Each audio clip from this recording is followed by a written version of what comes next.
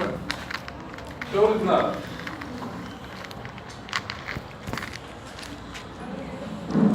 Bien, jovencitos, el día de hoy vamos a hablar sobre las leucemias, y a mí me ha tocado hablar sobre las leucemias crónicas.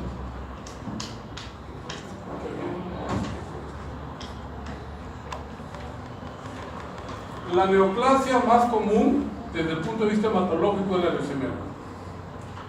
¿Ok? Entonces, ¿cuándo decimos que estamos frente a una leucemia aguda?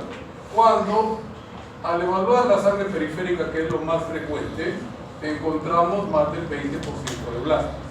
Y eso lo traspolamos al estudio de la sangre de la médula ósea, en donde debo contar 500 células con núcleo.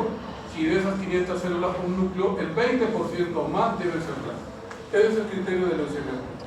Leucemia crónica es una neoplasia hematológica que también se origina en la médula ósea, pero que está comandada por células maduras, no por blastos. Aquí se refiere básicamente, y creo que tiene razón que no sirve mucho, mejor porque si no estoy ahí. Se refiere básicamente a las leucemias mieloides agudas.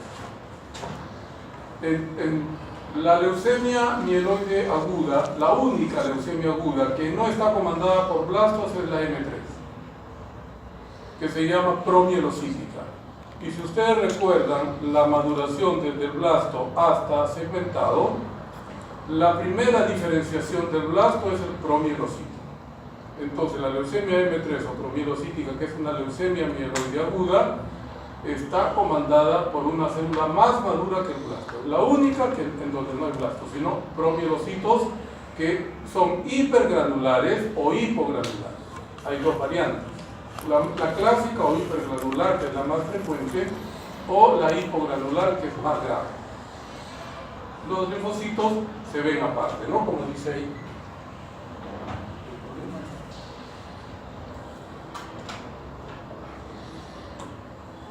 En relación a los tipos de blastos, y estamos hablando de los blastos linfoides, los blastos los puedo catalogar o clasificar en dos tipos. El blasto tipo 1 es el más inmaduro. Se caracteriza porque el citoplasma, que es escaso, carece de gránulos, y el núcleo, que es grande y ocupa casi toda la célula, está conformada por una cromatina laxa. La relación núcleo-citoplasma es elevada, o sea, si hago una relación en la célula, el núcleo ocupa casi toda la célula y usualmente presenta muchos nucleolos. El blasto tipo 2 es más o menos similar al anterior, pero ya aparecen los gránulos llamados azurófilos, donde se encuentra la mieloperoxidasa. Entonces, la leucemia mieloide aguda se caracteriza porque es mieloperoxidasa o simplemente peroxidasa positiva. Como les decía, los promielocitos ya no son blastos, es la primera diferenciación del blasto. Se caracteriza porque es una célula grande con un núcleo excéntrico. No hagan caso a los horrores ortográficos, por favor. La cromatina del núcleo está un poco más condensada que el blasto, pero sigue siendo laxa. Y la característica más resaltante es que en el promielocito clásico el citoplasma está lleno de gránulos de diferente coloración. Y estos gránulos liberan una serie de proteínas como la serotonina, histamina, que activan la cascada de la coagulación. Por lo tanto, la leucemia M3 es la que más se complica con un cuadro catastrófico desde el punto de vista de la coagulación, que es la coagulación intravascular bicelular, y se constituye en una causa muy frecuente de muerte antes de empezar el tratamiento, el CID.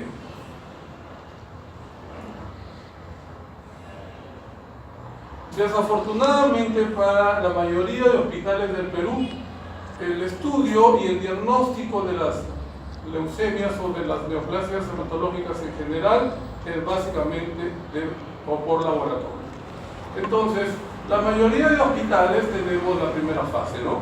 Que es el acceso al microscopio de luz, porque vemos la morfología de la célula. Entonces yo puedo decir, ¿es un blasto o no? Es una célula madura. Pero ahí nos quedamos. Lo que está a continuación está en los llamados institutos. Y para el MINSA, el único instituto que tenemos en el neoplásica. Entonces, todos nuestros pacientes del 2 de mayo, porque yo trabajo allí, que van a tener un estudio para tipificación de una leucemia aguda, va a ir en referencia, no ellos, sino su sangre, hacia el INEM, para que me digan, en primer lugar, la estirpe de la leucemia, que es una leucemia, ¿no? ¿Cómo se la estirpe de la leucemia? Con un examen que se llama citometría de flujo. La citometría de flujo es un examen que se usa para estudiar los líquidos. Como la sangre medular es un líquido, pido citometría de flujo. Y con ella sabré el inmunofenotipo, o sea, me da el tipo de blasto y su grado de maduración. Se expresa el CD. ¿Qué significa CD? Grupo de diferenciación en inglés. Cluster of Differentiation. De ahí viene el CD. Después, todas las neoplasias hematológicas deben tener un estudio cromosómico, porque el 50% o más van a tener una alteración adquirida del cariotipo. Y por último está el estudio de los oncogenes, que se hace a través de la biología molecular con la técnica de PCR. Entonces, en el 2 de mayo, que es un hospital 3-1, solamente por encima de él está el Neoplásicas, igual que casi todos los hospitales grandes, ¿no? Como Cayetano, Loaiza, tienen la misma situación en donde nosotros llegamos hasta aquí. Y todo el resto tiene que ser referido a las neoplásicas para que, ya sea por correo electrónico o porque el familiar del paciente va y recoge el resultado en físico, nos llega, pues, en el caso de la leucemia, usualmente la citometría. ¿Cuándo utilizo la inmunistoquímica? Cuando el tumor es sólido, caso de los linfomas, que también me toca hablar, me toca hablar sobre el linfoma de Hodgkin. ¿Ok? Simplemente para mostrarles una citometría a los que no están en el 2 de mayo, porque creo que los que están en el 2 de mayo ya han visto, ¿no? La citometría de flujo tiene esta característica. En primer lugar, que el líquido que está en la máquina destruye las células y las estudia en su contenido. Entonces, me dice, como está acá, la cantidad o la población anormal que está en esa sangre, que puede ser sangre periférica o sangre medular. En este caso hay 81.7, por lo tanto, no hay duda de que es una leucemia aguda, porque se está refiriendo a los blastos. Y hemos dicho que una leucemia aguda tiene más del 20% de blastos, ¿verdad? Entonces, no hay duda que es una leucemia aguda. Ahora, ¿por qué les muestro esta citometría, como les dije, a los de mi hospital, que ya es vieja? Porque es del 2011. Porque el que en esa época informaba las citometrías de flujo era bastante ordenado. Agrupaba a los marcadores monoclonales o CD en 3 columnas. En la primera columna los precursores, en la segunda columna los marcadores mieloides y en la tercera columna los marcadores linfóides. Entonces, fácil de entender y fácil de explicar. El primer marcador y el más importante es la mieloperoxidasa, porque me dirime entre una leucemia linfoide o mieloide aguda. Y aquí dice que está negativa, por lo tanto me está negando que sea un sin miedo. Doctor, usted dile que quiere hablar, pero no. Tú. Mielocítica. Esa, mieloide aguda o mielocítica, ¿no? Entonces me niega que es mieloide. Por lo tanto, debo inferir que es linfoide, ¿verdad? Entonces voy a los precursores y busco el TDT. ¿Qué significa TDT? Desoxitransferasa terminal. Que cuando es positivo me dice que la estirpe de la leucemia aguda es linfoide. Entonces, la citometría me está negando que la leucemia es mieloide y me está confirmando que es linfoide. Doble prueba. Al final es una leucemia linfoide aguda. El marcador CD34 es un marcador de célula madre y se puede encontrar tanto en las leucemias agudas linfoides como mieloides. Lo único que me dice es que hay población muy inmadura. Después miro la columna de los marcadores mieloides y veo que todos son negativos.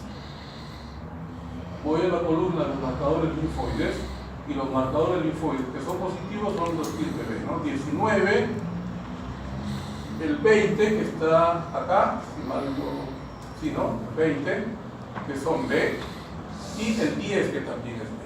Por lo tanto, puedo concluir que esta persona que tiene 17 años y es una mujer, tiene una leucemia linfoide aguda de estirpe B. Esa es la conclusión. ¿Cómo está acá, no? Hallazgo compatible con un cuadro de una leucemia linfoide aguda B. ¿Por qué dice estadio común puro? Cuando el CD10 es positivo, esto significa que es común puro. ¿Por qué él menciona también el linfoma linfoblástico? El linfoma linfoblástico, como seguramente les dirán en la clase, es un linfoma no Hodgkin de alto grado de malignidad, que rápidamente toma la médula ósea, y cuando llega a la médula ósea se convierte en una leucemia aguda. Entonces, como la persona que procesa la muestra, que es un tecnólogo médico, y quien lee la muestra, que es un patólogo clínico, no sabe dónde empezó la leucemia o el cuadro, tienen que mencionar las dos entidades. ¿Quién sabe? El dueño del paciente, en este caso los médicos del 2 de mayo, ¿no? Sabíamos que había empezado en la médula, por lo tanto es una leucemia. Y si empezó con un linfoma, al tomar la médula se ha convertido ya en una leucemia, al final es un... Bien, eso era lo que quería mostrarles, y creo que es un poco más adelante.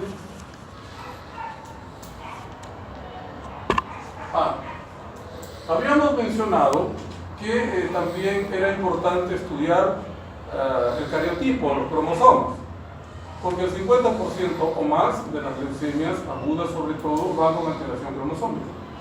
Y las alteraciones cromosómicas en las leucemias agudas, que son cualitativas, como las translocaciones, son de muy mal pronóstico. ¿Ok? Entonces, por ejemplo, acá tenemos a la translocación 814, que la encontramos frecuentemente en la leucemia linfoide aguda B, L3, que está relacionada con los pacientes HIV positivos.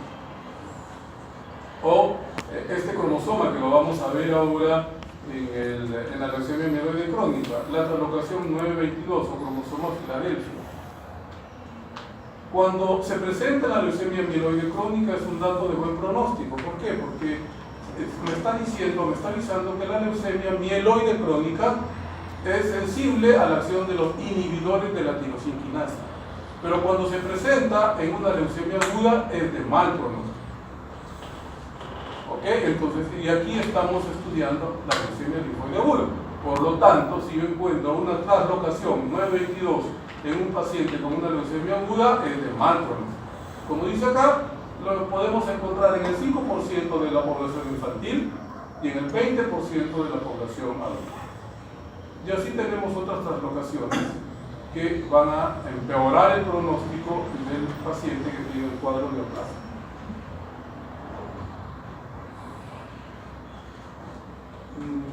Lo que quisiera mostrar, si es que me ayudas. Bueno. A ver, eso no, porque eso supongo que cuando hagan la leucemia. No. Lo que quiero mostrar es bueno, sí, porque dentro de la leucemia mieloide crónica está el cromosoma.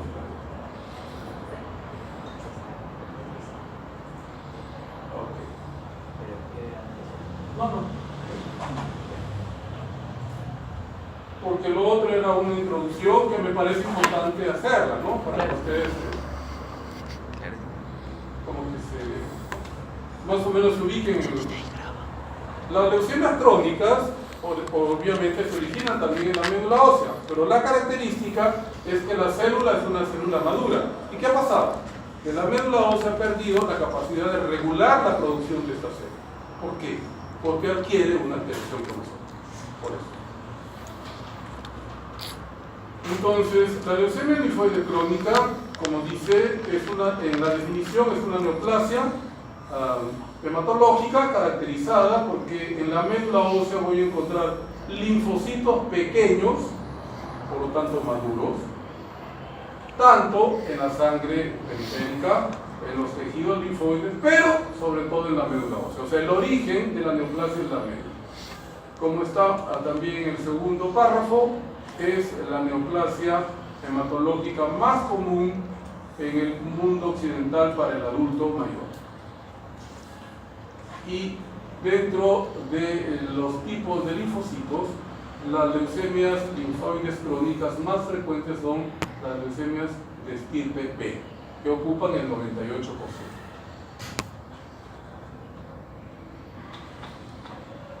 En relación a la etiopatogenia, como habíamos mencionado, casi todas las neoplasias hematológicas tienen alteraciones cromosómicas.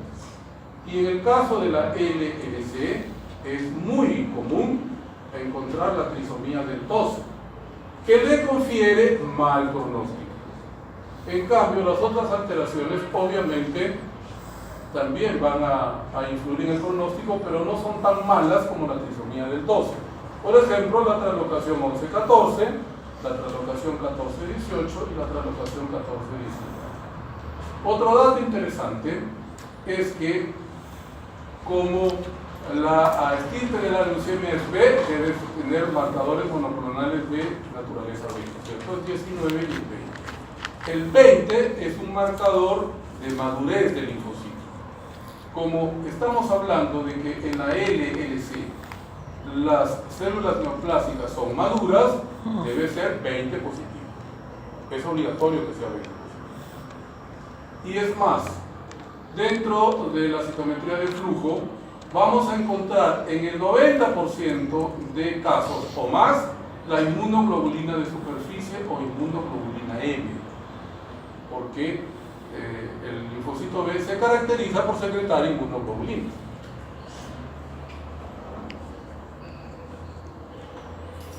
En el cuadro clínico de una persona con leucemia linfoide aguda, a lo largo del desarrollo de la enfermedad puede encontrar una anemia hemolítica autoinmune, porque los linfocitos son maduros. ¿Y qué producen los linfocitos maduros?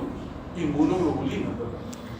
Y las anemias hemolíticas inmunes están mediadas por inmunoglobulina. Puede encontrar púrpura trombocitopénica inmune, por lo mismo. Aquí la fisiopatología de la anemia hemolítica inmune y del PTI son iguales. ¿Qué es lo que cambia? La célula blanco. En la anemia hemolítica es el rojo o eritrocito. En cambio, en la púrpura trombocitopénica inmune es la plaqueta, ¿no? Pero la fisiopatología y las causas son las mismas. Después puede encontrar aplasia eritroide pura, es decir, va directamente a la médula ósea y ataca solamente a las células rojas, o puede atacar solamente a las células blancas y ocasiona neutropenia. Puede atacar también a los linfocitos y ocasiona hipogama-globulinemia en el 75% de los casos. El cuadro clínico se presenta en personas mayores de 50 años en el 90% de casos, y de los cuales el 25% son asintomáticos. En nuestro país, que es un poco peculiar en cuanto a la salud, pues esto puede cambiar un poco, ¿no? Porque los hospitales tienen más, los enfermos, ¿verdad? No es como en otro país que uno se chequea una vez al año para ver cómo está. Por lo tanto, eso de que haya cuadro asintomático está básicamente digamos, establecido en la literatura internacional. Países que tienen un poco más de desarrollo, no solamente económico, sino sobre todo educativo, con respecto al tema. La relación en sexo está a favor del sexo masculino, 2-1 en relación al femenino. ¿Qué voy a encontrar en el cuadro clínico de una persona que tiene una LLC? ¿Qué es la fatiga? El cansancio, ¿no? Malestar general, y sí puede encontrar adenomegalia indolora. La adenomegalia neoplásica se caracteriza básicamente por tres características. Primero, que no duele. Segundo, que el ganglio es duro. Y tercero, que está adherido a los canales. Lo mismo sucede en los linfomas. Y después puedo encontrar, no es obligatorio, crecimiento del vaso, recordando que el vaso es un órgano linfoide B secundario. Es un órgano linfoide.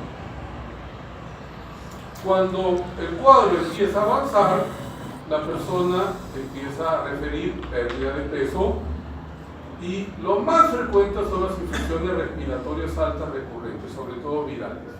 Entonces llega mucho por gripes, entre comillas, ¿no? Cuando aparece la anemia y la hemorragia por la trombocitopenia, se asume que la persona está en la fase final de la enfermedad. Entonces, por ejemplo, yo tengo un paciente que es venezolano, pero no de los que han venido en esta oleada de crisis humanitaria, entre comillas, ¿no? Ellos sabrán cómo será.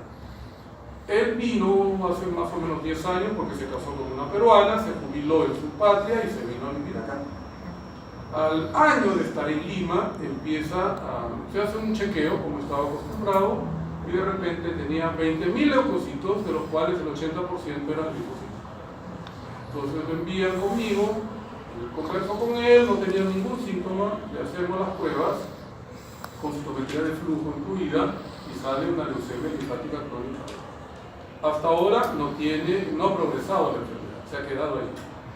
No tiene anemia, no tiene neutropenia. Lo que sí está siendo un poquito más frecuente son las infecciones respiratorias, pero no tiene mayor impacto hasta ahora. Yo ya le he dicho que él tiene que tener seguro, porque el tratamiento es un poco caro. Dice que sí tiene seguro, pero no lo usa.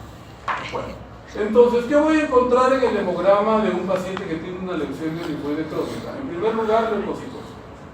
El número normal máximo de linfocitos en la sangre periférica es de 10.000. Entonces voy a encontrar leucocitos por encima de 10.000. De los cuales 5.000 deben ser linfocitos.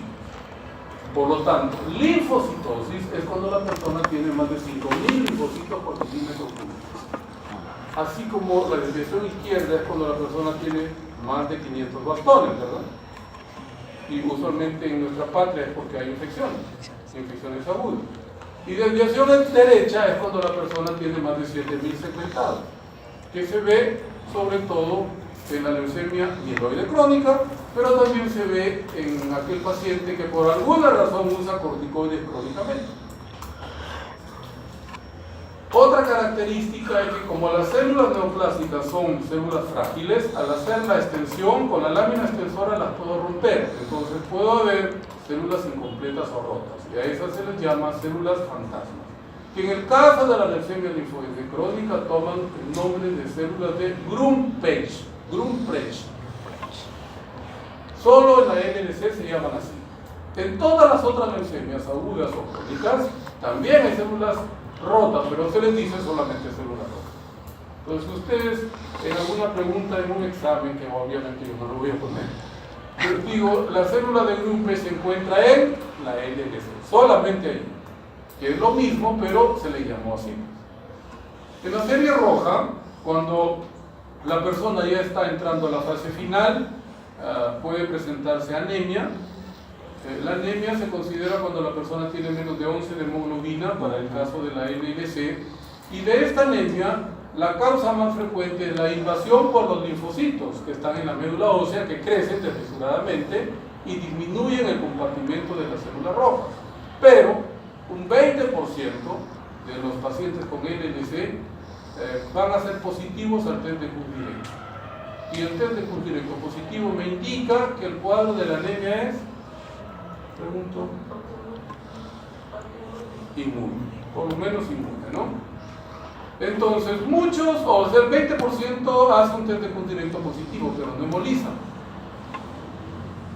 De ellos, del 20% que hacen el test de CUS directo positivo, la mitad, casi entre el 8 al 10%, hacen la anemia hemolítica autoinmune. O sea, el 50% va a ir hacia un cuadro característico de AJAI, ¿no? De anemia hemolítica autoinmune. Entonces, muchos se van a quedar solamente con el CUS directo positivo, pero no hemolizan, no hay reticulocitosis, no hay ictericia, etc., ¿no? Que son los datos que me van a hacer pensar en un cuadro hemolítico. Estudio la serie plaquetaria y también pues ella se compromete y disminuye la cantidad de plaquetas. En el caso de la trombocitopenia, la causa más importante es también la invasión medular por los linfocitos neoplásicos, igual que la anemia. Pero también un 20% van a ser un PTI. Y puedo pedirle anticuerpos antiplaquetarios, recordando que los anticuerpos antiplaquetarios son altamente específicos. Es decir, si la persona tiene un PTI y sale en los anticuerpos antiplaquetarios, me confirma que es un PTI. Pero si sale negativo, no lo tiene. ¿Por qué? Porque son poco sensibles. Tienen una sensibilidad solamente de 60%, pero tienen una especificidad del 90%. No sé si me entienden. O sea, una persona con PTI puede tener anticuerpos antiplaquetarios negativos y ser un PTI. Eso es lo que quiero decir. En la médula ósea, el criterio para decir que la persona tiene una leucemia linfoide crónica es que está infiltrada por más del 40% del linfocitos, cuando lo normal es hasta 10%. Entonces yo, por ejemplo, aspiro al colega, al casi colega que me ha ayudado con los equipos, ¿no? Le hago una tirada de médula ósea, le cuento las células, sus linfocitos no pasan el 10%, porque están normal. En cambio, aspiro, no sé, a su... no, cuando aspiro a la decana y le cuento los linfocitos y sale 50%. Entonces, es un ejemplo. Conozco a la doctora, por eso ella trabajaba en el Club de Mayo, ha sido cirujana y después fue jefa de emergencia por mucho tiempo, luego se fue al ministerio y después creo que se vino para acá. ¿Doctora Bamarena? Sí. Era buena gente, no sé si se dijo. Aquí lo que quiero mostrarles, y tengo que ponerlo un poco más acá porque si no, no veo bien, es que también una LLC se puede estudiar por citometría de flujo. Este es el caso de un señor, ya bastante mayor, ¿no? 66 años, que llegó con 450.000 leucocitos al hospital. Y al hacer el diferencial, el 80% eran linfocitos. Entonces, obviamente era una LLC. Pero le dijimos a la esposa si podía pagar una citometría de flujo, porque miren que es del año 2007, o sea, todavía no había convenio del Plan Esperanza, en donde el INE tiene que recibir a la sangre de nuestros pacientes sin costo, siempre y cuando pertenezca al CIE. Entonces ella dijo que sí, lo pagó, y ustedes ven que siempre el doctor que interpreta pues nos hace un resumen, ¿no? Dice fenotipo diagnóstico de la población mayoritaria, bastante alto, ¿no? Casi 80%, pero me aclara acá. Proliferación clonal, ¿qué significa clonal? Que todas las células malignas derivan de una sola estirpe celular. Eso significa clonal. Con fenotipo aberrante, estirpe linfoide B periférica. Y además, madura. Entonces, no me está negando que sea. Doctora, que sean blastos. Por lo tanto, no es una leucemia aguda. Me está diciendo que es una leucemia crónica porque está en la médula. ¿Ok? Entonces, ¿qué marcadores habíamos dicho que son B? 19 y 20. Y debe ser obligatoriamente 20 positivo porque el linfocito en la LLC es un linfocito B maduro. Y aquí está. Después, les dije que también el 80% era positivo para la inmunoglobulina de superficie. Y aquí está. Inmunoglobulina de superficie. ¿Qué significa de negativo a positivo? Que hay una cantidad de blastos que son negativos, pero hay blastos que también son positivos, entonces se toma como positivo. Por lo tanto, aquí está la inmunoglobulina de superficie. Y además está la cadena capa lambda. ¿Qué me está diciendo? Que es una célula madura que forma inmunoglobulinas, ¿no es cierto? Las inmunoglobulinas están constituidas por dos pares de cadenas pesadas y dos pares de cadenas ligeras, ¿cierto? La inmunoglobulina se llama A, G, M, D o E de acuerdo a la cadena pesada. Si la cadena pesada es A, la inmunoglobulina es A. Pero todas van a tener dos cadenas ligeras, capa y lambda. En este caso, es positivo para la cadena lambda. Entonces, la interpretación también, pues, dice acá, un desorden linfoproliferativo crónico, probable LLC. ¿Por qué? Él me llama por teléfono porque nos conocemos, ¿no? Y me dice, oye, ¿qué tiene tu paciente? Yo le digo, para mí es una LLC, solo que viene con más de 400.000 leucocitos. Me dice, nunca, ni en el INEM había visto una persona con esa cantidad. Le digo, sí, pues estás en el 2 de mayo, no estás en el INEM. Entonces se descargó. Pero es así. Entonces me llamó para confirmar, porque me dijo que nunca había visto, en el tiempo que tenía trabajando en el INEM, una LLC con tanta carga tumoral. Se le dio el tratamiento y normalizó todo. Llegó a tener 5.000 leucocitos con hemoglobina normal, con plaquetas normales. ¿Pero qué pasó? Pasa lo que pasa en la mayoría de personas, abandonan el tratamiento. Por eso nosotros somos un pueblo con una TBC multidomo resistente, ¿no es cierto? Porque el paciente llega, recibe el tratamiento y cuando se siente mejor, cree que ya se curó y ya no regresa. Regresa cuando se ha hecho resistente a la medicina y ya prácticamente no se puede salir. Ese es nuestro drama. ¿Y qué evitaría eso? La educación. O sea que el gobierno tiene mucho que trabajar, ¿no? Y mucho dinero que desviar hacia lo que vendría a ser la educación. Entonces, el pronóstico y la evolución de un paciente con LLC se hace a través del estadio en que pertenece a la graduación de Reich, que después lo vamos a ver. El estadio 3 es cuando hay anemia, hemoglobina menos de 11. El estadio 4 en romanos cuando hay trombocitopenia, plaquetas menos de 100.000. Y cuando esto sucede, el paciente se considera de alto riesgo. Después, cuando la médula ósea tiene un patrón infiltrativo con linfocitos difusos, o sea que está prácticamente tomada toda la vida. Y en el estudio cromosómico, cuando se encuentra la trisomía del 12, que habíamos dicho que era la más frecuente y la del pésimo pronóstico. El otro punto es la edad. ¿Por qué? Porque cuando se es más viejo, se tiene más de 50 años, la médula ósea se vuelve fibrótica y ya no acepta el trasplante. Entonces ya no hay posibilidad de curarlo con un trasplante de médula ósea, que sería lo ideal. Cuanto más viejo, más fibrótica es la médula y más razón. Entonces el trasplante no tiene. Y aquí está la gradación de Reich. Tiene 5 estadios. El estadio 0 es donde solamente la persona tiene leucocitosis y linfocitos, no tiene nada, que es el caso del venezolano que les he explicado, ¿no? Por ejemplo, tiene, qué sé yo, 30.000 leucocitos y de ellos 10.000 son linfocitos, pero no tiene adenopatías, no tiene visceromegalia, no tiene síntomas. Entonces, en este contexto, la sobrevida sin tratamiento es mayor de 150 meses y se considera de riesgo bajo. Estadio 1 en romanos, cuando a lo anterior se le agrega adenopatías. La sobrevida cae a casi 100 meses y se considera un riesgo ya casi intermedio, ¿no? El estadio 2 es cuando a lo anterior se le agrega visceromegalia, hepato y o esplenomegalia.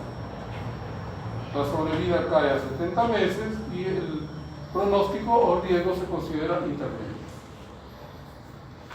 Y aquí es escalo bravo, como habíamos mencionado.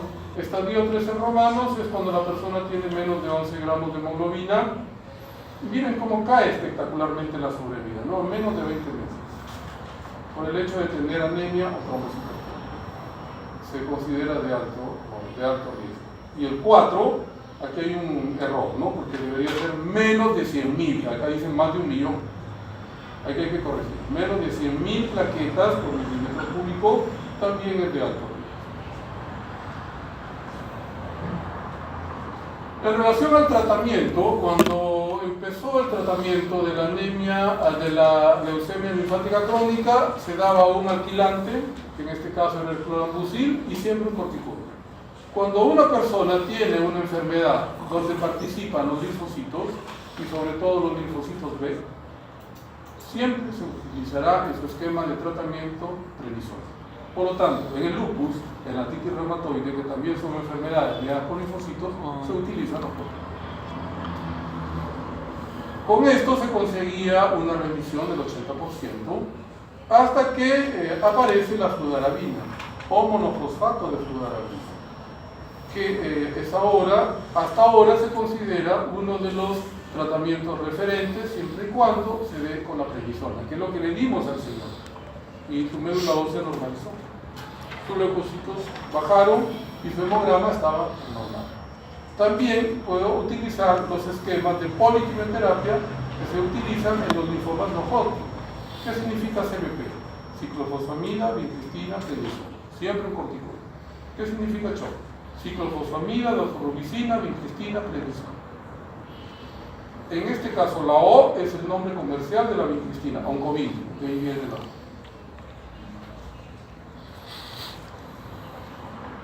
También cuando el paciente tiene, por ejemplo, aparte de la leucocitosis, una gran tumoración que puede ocasionarle, por ejemplo, un síndrome de vena cava, que lo puede dejar ciego, ¿qué hago? Le doy radioterapia. ¿Qué hace la radioterapia? Disminuye rápidamente la tumorización y le puedo salvar el cuerpo. Y lo ideal sería pues el trasplante de médula ósea, como dice acá, en personas menores de 60 años. Lo ideal es que sea menor de 50 años, porque menos edad tiene, menos cirrosis medular. Y obviamente primero tengo que prepararlo. ¿Cómo lo preparo? Matándole la médula ósea. Y eso se hace en una unidad de trasplante. Un paciente que va a ser trasplantado debe tener 50 leucocitos por centímetro cúbico. O sea, nada.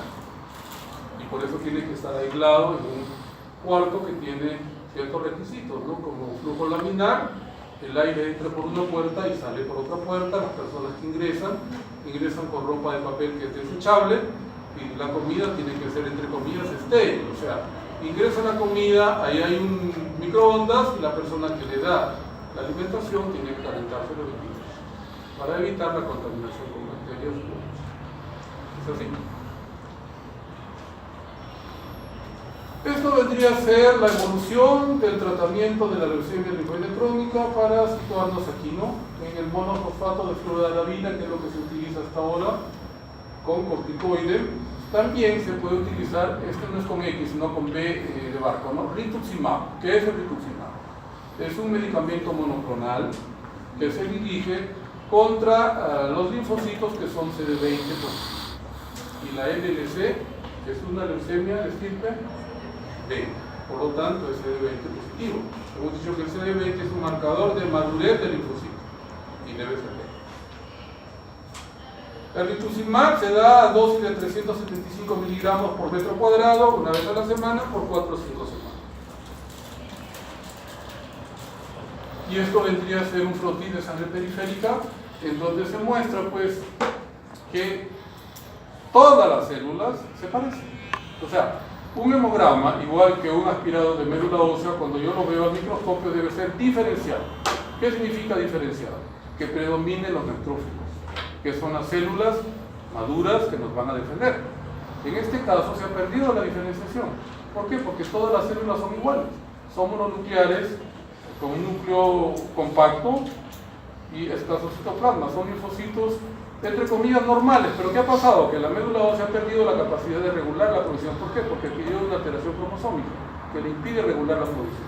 Entonces, esos linfocitos que ella produce salen a la sangre periférica.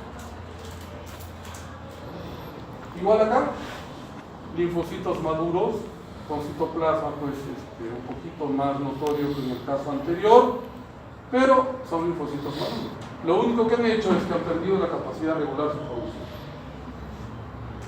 Y la médula ósea, como les decía, cuando se estudia, porque no es necesario estudiar la médula ósea, basta con hacerlo de la sangre periférica, la citometría de flujo. Estos son los linfocitos.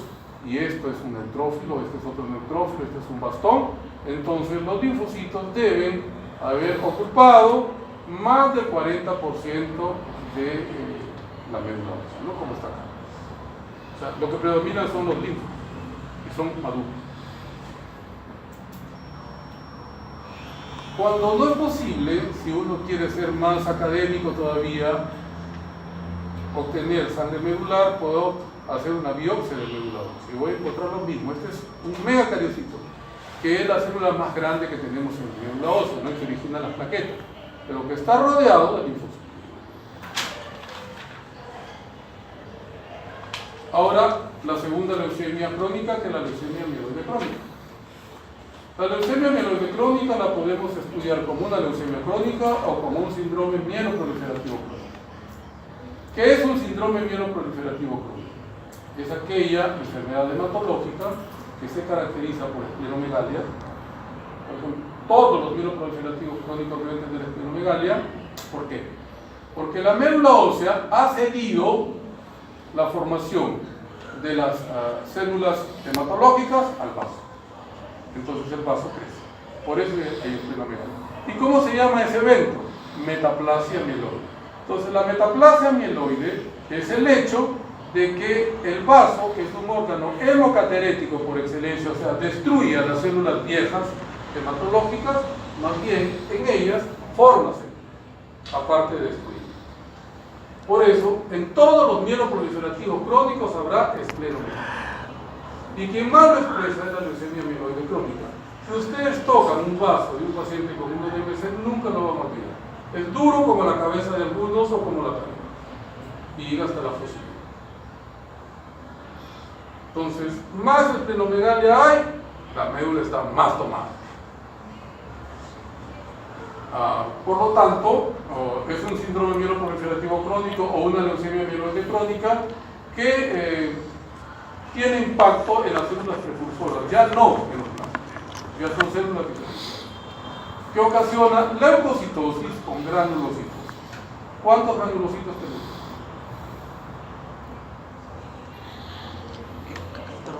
¿Cuántos de qué? Granulocitos.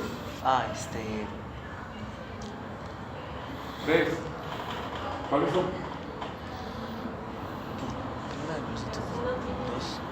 Dos.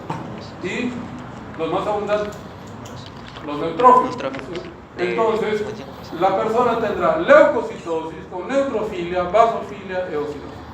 Esa es la característica de los pacientes con leucemia mieloide crónica. En este caso, sí, la anemia se puede presentar desde el inicio, pero paradójicamente hay trombocitosis.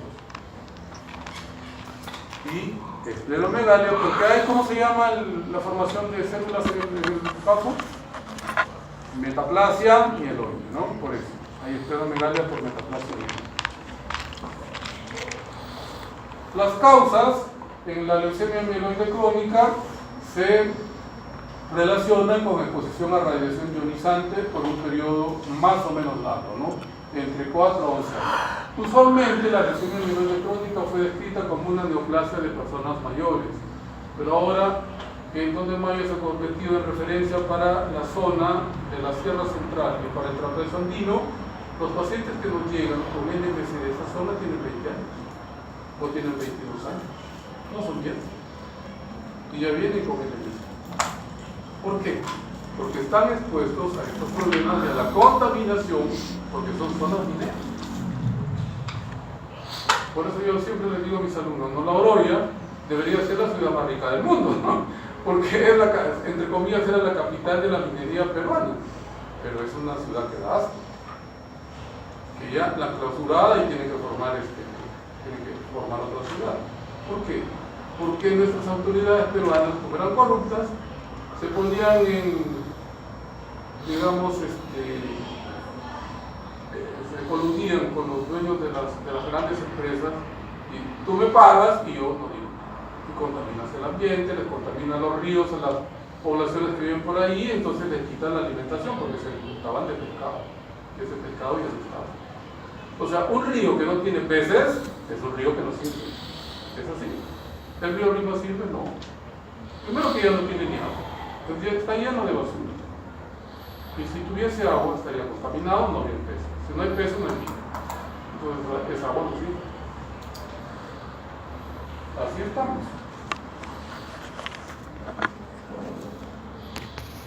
En relación a la etiopatogenia, la leucemia mieloide crónica se debe a una alteración de una pluripotencial, o sea, ya no un blasto, no sino una célula más madura. Y de ellos, el 90%, algunos autores dicen hasta el 95% o más, tienen una alteración cromosómica que es el cromosoma Filadelfia o translocación 922. Es lo mismo. Entonces, esta translocación 922 origina lo que se conoce con el nombre de un gen quimérico. Este gen quimérico se llama oncogen BCR AB de barco, no G, ABL. Este oncogen BCR-ABL, ¿qué hace? Hace que la médula ósea no pueda regular la producción de los gránulos. Entonces, produce gran cantidad de gránulos, de todos los gránulos.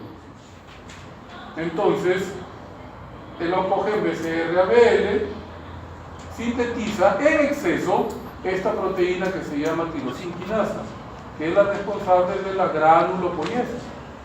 Entonces la tirosinquinasa está sobreexpresada y esta sobreexposición o sobreexpresión que hace que haya pues mayor formación de esta célula. La consecuencia será pues la expansión de las células precursores granulocíticas, ya hay una menor sensibilidad a la regulación, por lo tanto hay aumento de la granulocoína, de los 3 granulocitos. Representa el 20% de todas las leucemias en el mundo y el 3% de la leucemia infantil. Por lo tanto, una LMC puede estar presente en un niño, pero en los niños es de mal pronóstico. Y usualmente en los niños es cromosoma Filadelfia negativo. Entonces no les queda otra cosa que ir al trasplante de médula, porque no son sensibles a los inhibidores de la tirosina quinasa, porque no tienen la translocación 921.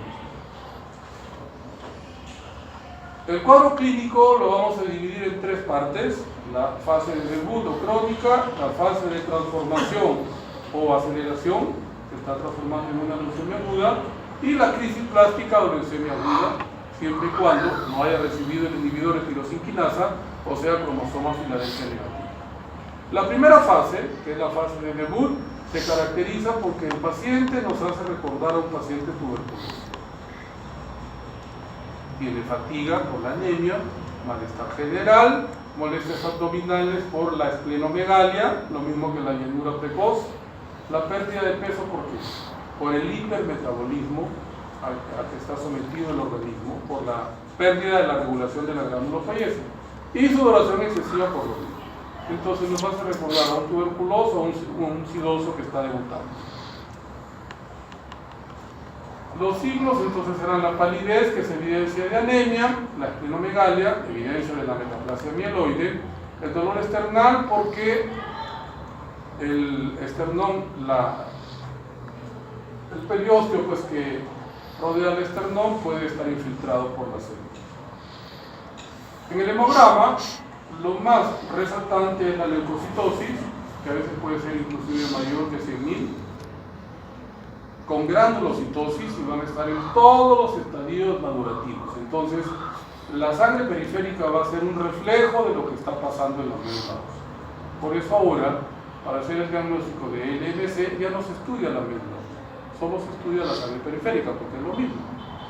Voy a encontrar neutrofilia, basofilia y eosinofilia, con siempre predominio de los otros. En la serie roja habrá anemia y puede encontrar glóbulos rojos nucleados. En la serie plaquetaria, trombocitosis, que a veces puede ser mayor de 1 día. La médula ósea, por curiosidad, es hipercelular, pero a expensas de la serie granulocítica y megacariocítica. Todos los mieloproliferativos crónicos tienen cierto grado de fibrosis. Desde el punto de vista bioquímico, encuentro una disminución de la fosfatasa alcalina leucocitaria, pero lo más frecuente es la hiperuricemia por el recambio de células, el incremento de la vitamina B12 y el incremento de la deshidrogenasa láctica. La deshidrogenasa láctica es una enzima, ¿verdad?, que nos dice que hay destrucción y formación de células. Por eso también en las anemias hemolíticas está incrementada, sea inmune o no. En las leucemias está incrementada por lo mismo. Los cuadros de hiperleucocitosis al debut son más o menos el 15%, y se considera así cuando la persona tiene más de 300.000 leucocitos. ¿Qué va a ocasionar esta hiperleucocitosis? Una trombosis. Entonces, puede el paciente tener taquidia, disnea, priapismo, hipoacusia, hemorragia retiniana, alteraciones en la visión, hasta papiledema.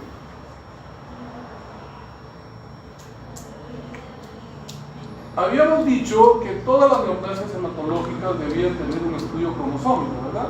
Y en el caso de la leucemia mieloide crónica, mi obligación es buscar al cromosoma Filadelfia.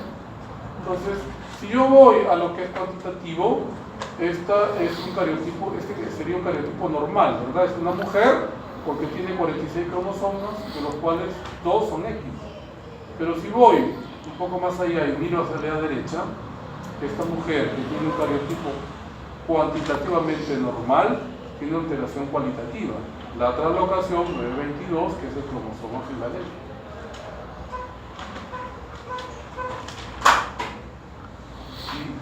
Los del INEM, cuando empezaron a hacerlo, y nosotros los llevábamos pacientes, nos daban la primera hoja y esta hoja, en donde todavía nos señalaban, ¿no? Mira cómo el cromosoma 22 intercambia material genético con el cromosoma 9 y forma el oncogen BCR. Y tengo que buscar el oncogen, que era lo último, la biología molecular. Y aquí está.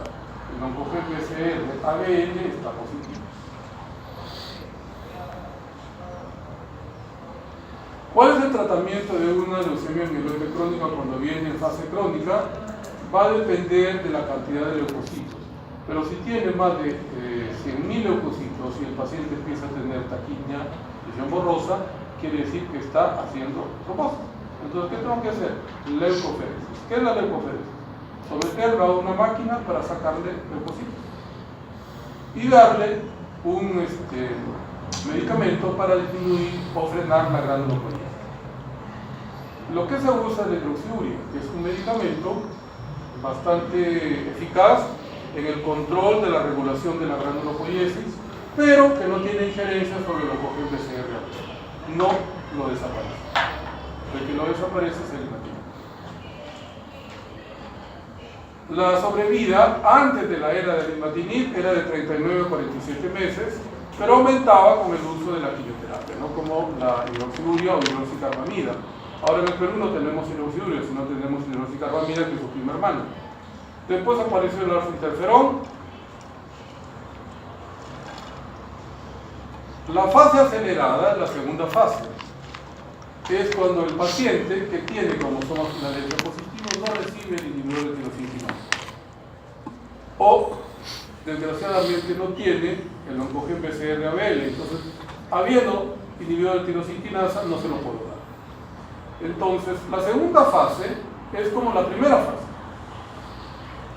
Nuevamente el paciente que estaba controlado pierde peso, aparece fiebre, sudoración, dolor ósea, la esplenomegalia se vuelve a presentar, ya no hay respuesta al tratamiento de la quimioterapia a la que respondía antes, como sería pues la hidroxicarbamida o el alfa-interferón, y aumenta el número de blastos en la sangre periférica y en la médula. O sea, se está transformando en una leucemia aguda. También, si le hago un estudio nuevo cromosómico, veo que hay otras alteraciones cromosómicas, le hago una biopsia, encuentro mielofibrosis, y por último, la tercera fase es la crisis plástica, o explosión leucémica. La mayor parte de la LMC que se transforma en leucemia aguda lo hace a mieloide aguda, casi el 80%. Menor porcentaje, un 30%, lo puede hacer hacia el linfoide aguda. Pero ¿cómo me doy cuenta? Porque el paciente recibe inclusive el inhibidor de tirositinasa, pero ya no recibe, porque ya se transforma en una leucemia.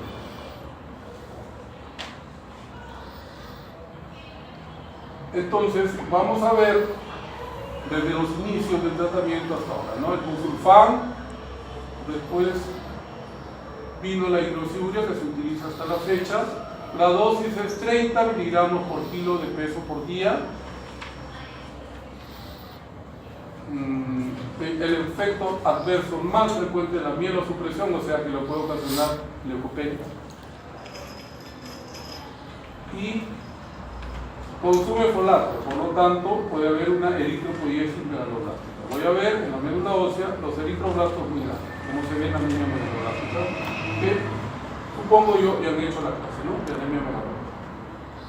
Después apareció el alfa-interferón, y cuando no había inhibidor de tirositinasa, se tenía que recurrir al trasplante de médula. Aparece el inhibidor de tirositinasa, cuyo nombre comercial es el imatinib o mesilato de imatinib. ¿Qué hace el imatinib? Desdobla el oncogen BCR-ABL, por lo tanto lo desaparece. Tú lo buscas desde el punto de vista de cariotipo o desde el punto de vista de biología molecular y está negativo. Eso es un éxito en el tratamiento. Ese es el objetivo. ¿Cuánto tiempo después de haber dado imatinib puedo o debo pedir otro estudio molecular para ver si hay o no el cromosoma Filadelfia? BCR-ABL, después de 3 a 6 meses. Entonces, todos los medicamentos antes de la era del imatinib tenían una respuesta hematológica bastante buena, ¿no? Pero la respuesta citogenética no era positiva, no era buena. Hasta que aparece el imatinib, en donde a todos los pacientes que son BCR-ABL positivos, les desdoble el oncogen y lo desaparece. Pero mientras le dé el tratamiento. Si el paciente está tomando imatinib y deja de tomarlo un mes, reaparece el oncogen. Por lo tanto, el tratamiento no es curativo, es paliativo. Pero mientras lo reciba, que sería toda su vida, su hemograma va a estar normal, la médula ósea va a estar normal. Entonces, este es el oncogen BCR-ABL que sobreexpresa una tirosinquinasa, y esa tirosinquinasa, ¿qué hace? Forma pues gran cantidad de granulocitos. ¿Qué hace el imatinib? Desdobla el oncogen BCR-ABL y al desdoblarlo, la médula ósea retoma la regulación de la granulopoiesis y el hemograma se convierte en. Entonces, ahora los inhibidores de tirosinquinasa, ¿por qué se nombra el imatinib? Porque fue el primero en ser descubierto y en ser usado. Es un inhibidor de tirosinquinasa de primera línea. Los de segunda línea son dos: el calcitinib y el nilotinib, que se utilizan cuando el paciente hace resistencia al imatinib. Por ejemplo, en nuestro hospital usamos el dasatinib. En cambio, en el seguro, sobre todo en el Revalidate, usan el nilotinib, por alguna razón. Vean ustedes la respuesta del paciente al uso del imatinib. Cuando el paciente está en la fase crónica, todos los que tienen cromosoma Filadelfia positivo tienen una respuesta hematológica completa. O sea, controla la enfermedad. Inclusive cuando está en la fase de aceleración o fase de transformación, la respuesta es buena porque es el 80% que va a controlar. Cuando está en la fase aguda ya no tiene sentido. Ya lo debo tratar como una leucemia mieloide aguda o linfoide aguda, de acuerdo a la que me dijo. Y esto es un hemograma de una persona que tiene una leucemia mieloide crónica. Esto sería una célula rota. Como ustedes ven, en una leucemia mieloide crónica también la voy a encontrar. En una leucemia aguda también la voy a encontrar. Pero en la LLC, ¿cómo se llama? Sombra de Grunprecht. Solo en la LLC. Pero lo puede encontrar en cualquier neoplasia hematológica tipo leucemia. Entonces, en la leucemia mieloide crónica, en fase crónica, que es el debut, la médula ósea y la sangre tienen diferenciación porque predominan los segmentados. Voy a encontrar células más inmaduras. Este es un bastón, ¿verdad? La fase anterior al bastón es el juvenil, que tiene forma de riñón. Y la fase anterior al juvenil se llama mielocito, en donde todavía el núcleo no tiene hendidura. La fase anterior al mielocito es promielocito. El núcleo es más grande y tiene más grano. Y la fase anterior al promielocito es el blasto. También la sangre periférica, si la cantidad de células es abundante, puede mostrar blastos, pero no debe ser más del 20%. Por ejemplo, hoy día he leído un hemograma de una persona con 430.000 leucocitos. Era una leucemia mieloide crónica, pero tenía 3% de blastos. Entonces encuentro toda la gama madurativa de la serie mieloide. Debo encontrar neutrofilia, basofilia, eosinofilia.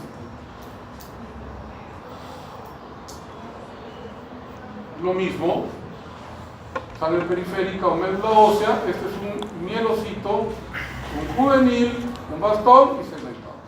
El objetivo era mostrar la basofilia, ¿no? Porque la basofilia no es usual. Acuérdense de los hemogramas, muchos o pocos que hayan visto de estos pacientes. Ninguno tiene basofilia. El basófilo no es una célula frecuente. En cambio, la leucemia mieloide crónica es una célula muy frecuente. Por lo tanto, la basofilia es mala, porque no es normal. Y obviamente si le hago la adición de peroxidasa me va a salir positivo, porque los granulocitos, como son maduros, tienen mieloperoxidasa.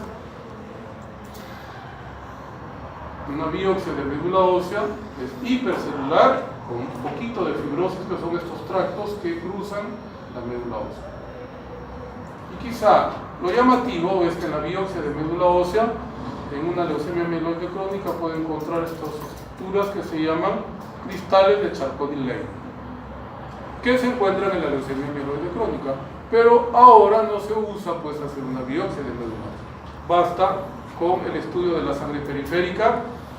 En la sangre periférica le puedo hacer citometría de flujo, le puedo pedir el cromosoma Filadelfia, le puedo pedir el oncogene CR. Todo se hace en sangre periférica, porque la sangre periférica es el reflejo de lo que está pasando en la médula.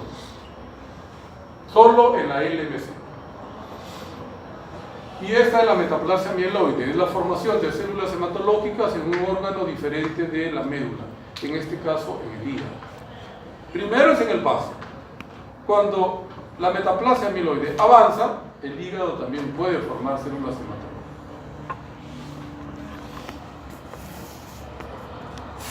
Fase de aceleración o transformación, se pierde pues la diferenciación, ¿no? La mayoría de células ya son mononucleares.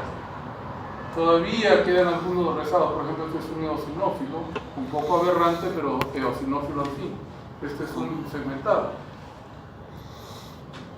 Fase de aceleración o transformación, cuando la persona no es cromosoma Filadelfia positivo o se hace resistente a los inhibidores de tirosina. Y ahí nos quedamos porque eso es para la otra clase, ¿no? Los linfomas. ¿Hay alguna pregunta que desea realizar de las dos exposiciones que he hecho? ¿LLC o LMC? Antes de que me vaya. ¿No? ¿Quedó claro? No sé. Pero las clases no sirven para que ustedes las entiendan totalmente, ¿no? La clase sirve para llamar la atención. Para eso sirve una clase teórica. Entonces, lo que ustedes no han entendido, van y lo leen. Para eso sirven las teorías, ¿no es cierto? No sirve para, como en primaria, pues que te dan todo y tú te lo aprendes de memoria y ya con eso no es para incentivar la investigación. Es cuestión de cada uno. Porque ustedes están haciendo medicina porque quieren, ¿no es cierto? No porque su papá los obligó, ni porque su papá es médico. Es así. Entonces, por eso no entiendo por qué los alumnos no vienen a clase. Porque nadie los obligó a estudiar medicina. Estudiaron medicina porque quisieron. Y si uno estudia lo que quiere, entonces debe venir y cumplir. Pero no es así. No significa que de alguna manera alguien los obligó. A lo mejor no han encontrado todavía su verdadera vocación. Te lo agradecería haciendo. Creo que tengo que ir a firmar abajo, al fondo, en un cuaderno. Ahí tengo que ir a que he hecho la clase.